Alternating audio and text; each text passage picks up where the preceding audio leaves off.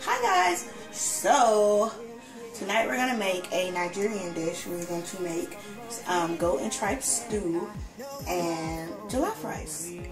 This is my mother-in-law's recipe. My husband is Nigerian. So we're gonna take half an onion.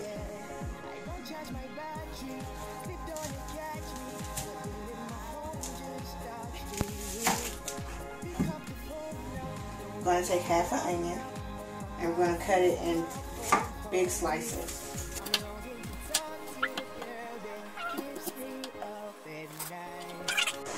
Come over here and we're going to pour our goat and our tripe in the pot. And then we're going to take the onion.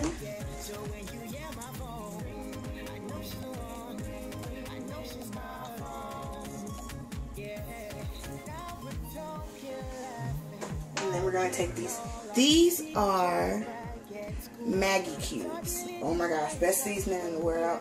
Me and my husband went everywhere to try and find them because here in Texas, in Fort Hood or Killeen, Harker Heights, they don't have an African store. But just our luck that Hispanics and Africans eat the same way. So then we're just going to take the Maggie cube and we are going to break it up.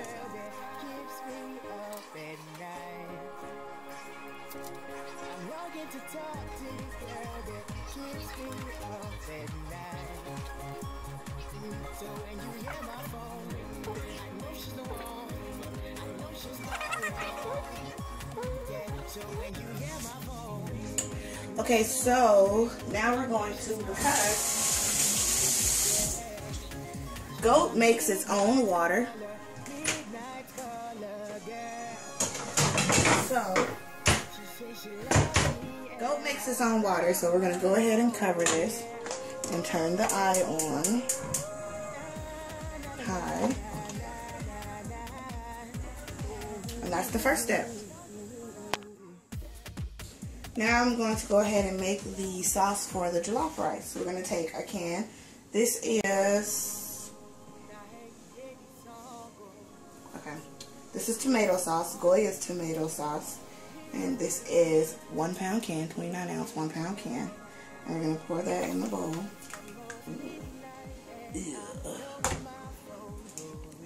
And then we're going to take some thyme.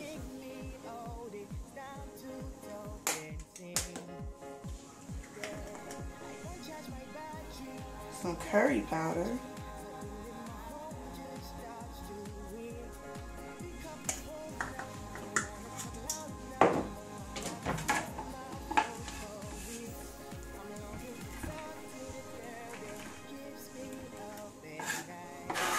I know you can't see, but I'm just putting the onions in.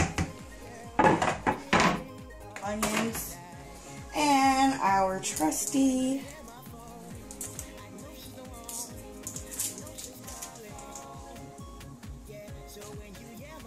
Maggie cubes. I'm just going to use 2.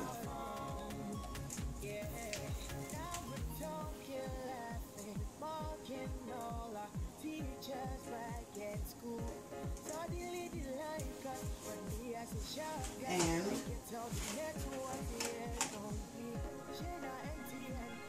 some oil.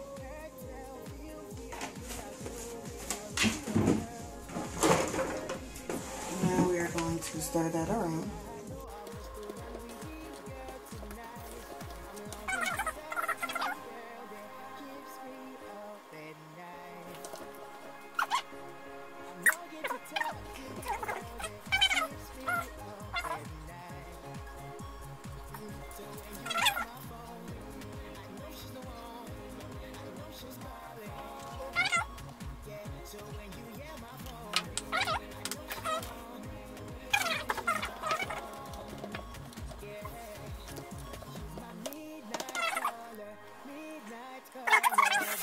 There you have it. That's our sauce for our jollof rice. We're not going to use all of that because we're going to freeze whatever we don't use so that we won't have to go through this next time.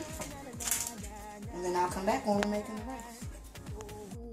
So this is what I meant when I told you guys last time that goat makes its own water. So you kind of just want to let it cook in its own water.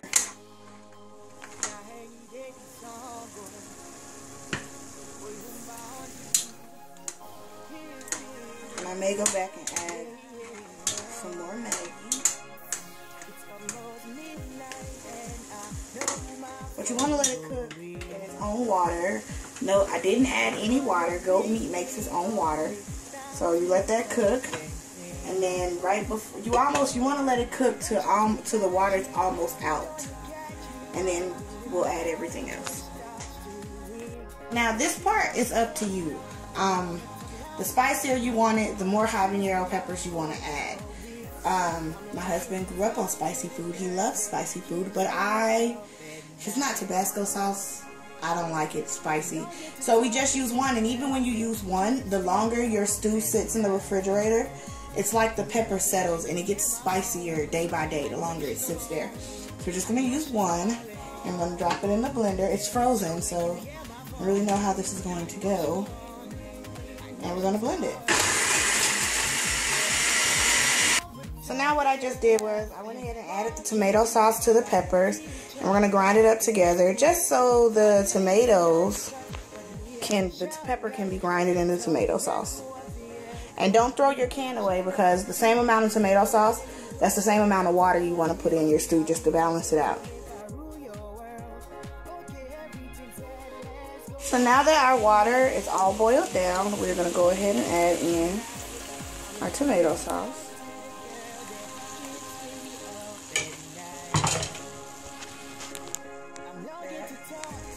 And then go ahead and add in the water, just like that. And then we're going to go ahead and stir that around.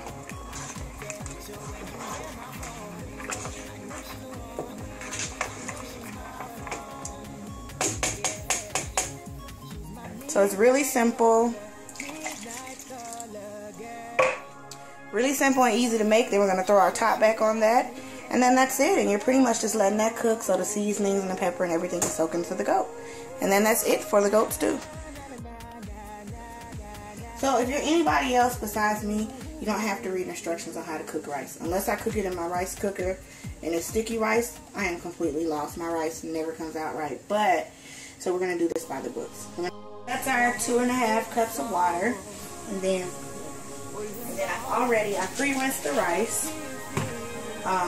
And this is our 1 cup of rice. So 1 cup of rice, 2½ cups of water makes 3 to 4 servings of rice. So I think that'll do, because it's just 2 of us. So we're gonna do that.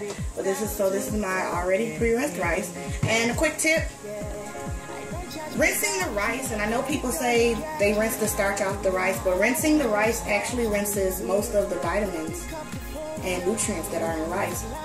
Whether you rinse it before you boil it or after you boil it, you actually rinse out the vitamins and nutrients. So a lot of times, and I don't know, maybe this is why a lot of people cook it with the starch. It's actually, rice is not all that healthy, but it's actually healthier if you cook it with the starch and don't rinse the starch off.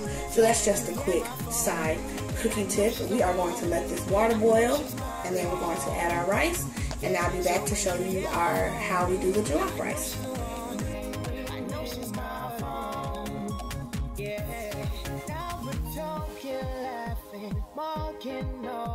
Teachers back at school, suddenly they like us, but me as a sharp guy, I get out the network. So now that the water, see how it's almost all gone, we're going to go ahead and add some of our tomato mix. And we're not going to mix this in, we're just going to let it.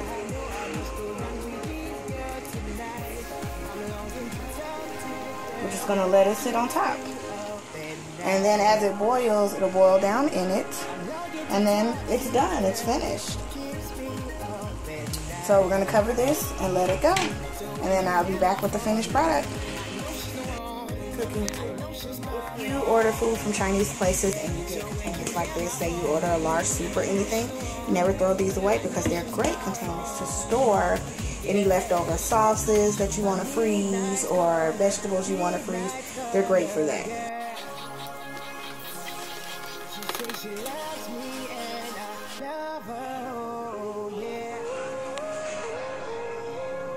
So this is the finished product. This is it, the rice. So, yep, that's the jollof rice. Finished product, we're just letting it sit. And this is the finished stew. Ooh. I'm sorry. This is the finished stew. We're just heating that back up because I actually cut it off for a little while. So I was just heating it back up so me and hubby can eat. But that is it.